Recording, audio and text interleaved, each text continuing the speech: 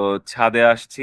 তো ছাদে একটু রোদ পোহালাম। এই যে এখানে হচ্ছে শাক, আ শাক আ নেওয়া হয়েছে।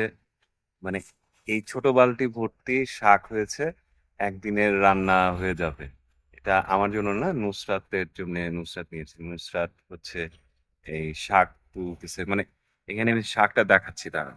এখানে যে পুঁই গাছ রয়েছে, এই পুঁই গাছ থেকে শাক নেওয়া এবং এখানে বিভিন্ন ধরনের শাক রয়েছে।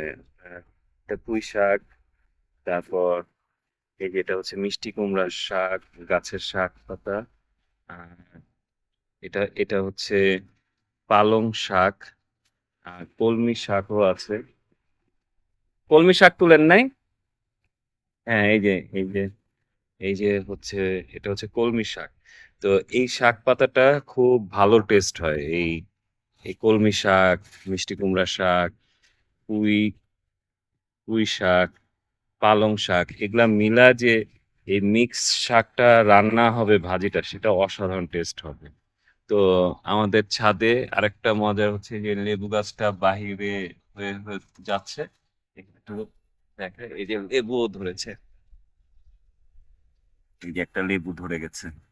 তো এগুলা মিলা আমাদের সুন্দর ছাদ বাগান।